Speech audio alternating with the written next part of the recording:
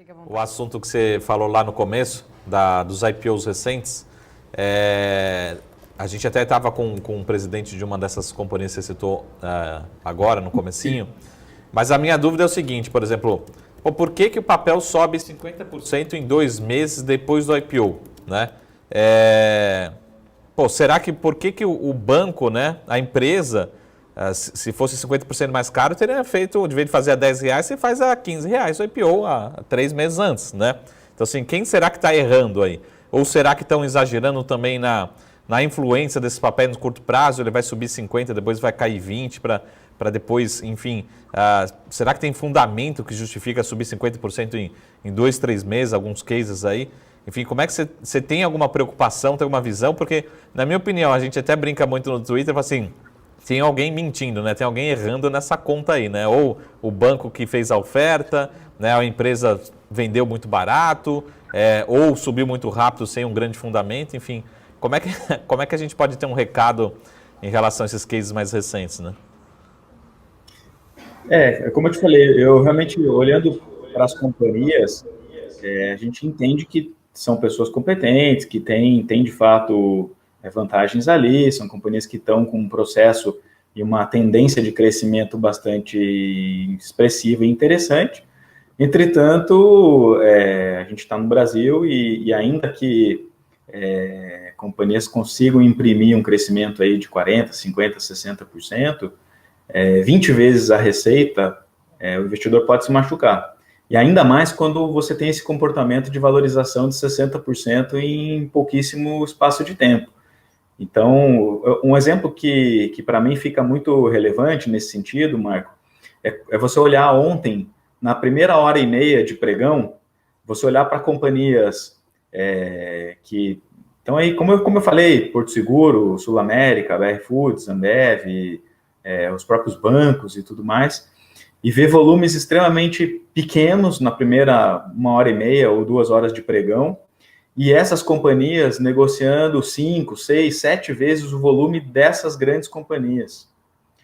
Então, você vê que tem alguma coisa estranha nesse sentido. Talvez o movimento tenha sido realmente de manada, no sentido de uma correria de investidores de varejo ou do investidor estrangeiro que olhou alguns IPOs lá fora, saindo a preços extremamente relevantes, e aí você relativiza tudo. Mas o perigo de relativizar tudo é que, mais uma vez, pagar 20 vezes a receita em algo, o retorno tem que ser realmente muito grande para que o investidor não tenha uma perda permanente do seu capital. Ô Daniel, só para, Paula, pegar o último espaço aqui. Tá abusando hoje, mas eu deixo, vai. Ô Daniel, só para fazer a última pergunta, até pegando um post do Luiz Alves, que é do gestor do Versa, né, de um fundo também, e ele comentou o seguinte, eu não lembro assim exatamente, mas eu falo assim, quando as empresas estão caindo, as ações estão caindo, a gente fala assim, vamos procurar ações com baixo price to book, né, preço sobre o valor patrimonial. Quando está ali, beleza, a gente olha num cenário mais de lado, enfim, eu não lembro exatamente as palavras que ele usou, vamos olhar para EV/EBITDA. Quando você pega empresas que você não consegue justificar o preço, fala assim, EV sales, né? Vamos olhar um múltiplo de receita, né?